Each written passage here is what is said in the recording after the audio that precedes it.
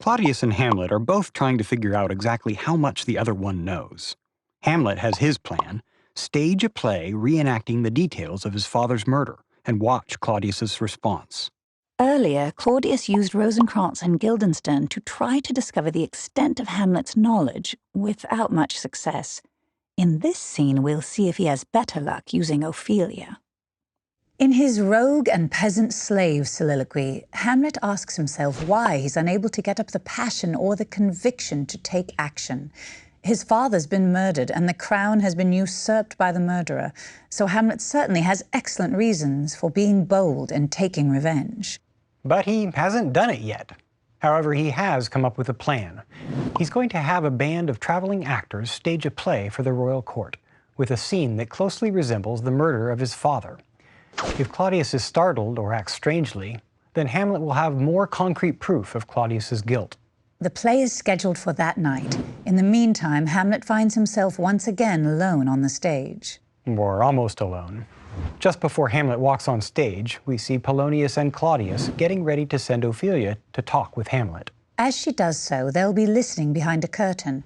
So when Hamlet delivers his soliloquy, Ophelia is on stage, and the king and Polonius are hiding, either off or on stage. Hamlet's speech continues his thoughts where he left off in his last soliloquy.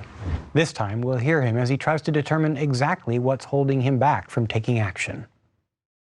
Before the action of the play begins, it seems clear that Hamlet and Ophelia had been romantically involved.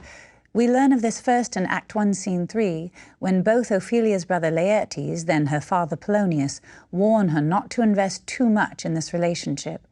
At the end of that scene, Polonius even forbids her from continuing to see Hamlet. But in Act 2, when Ophelia tells her father how Hamlet burst into her room and acted so strangely, Polonius realizes that he's misjudged Hamlet. The young prince appears to truly have been in love with Ophelia. Polonius further concludes that Ophelia's refusal to see him, which was Polonius's idea, of course, is the cause of Hamlet's madness, and so Polonius goes and tells King Claudius what's happened. In order to put Polonius's theory to the test, Claudius and Polonius have arranged an encounter between Ophelia and Hamlet, while they have hidden themselves nearby where they can eavesdrop on the conversation. As we join them, Hamlet has just finished his famous to be or not to be soliloquy and has spotted Ophelia sitting alone with a prayer book. Claudius and Polonius have just eavesdropped on Hamlet berating Ophelia. To Polonius, this confirms his theory that Hamlet's madness is a case of extreme lovesickness. But Claudius is not convinced, and in this part of Scene 1, he develops yet another plan for dealing with Hamlet.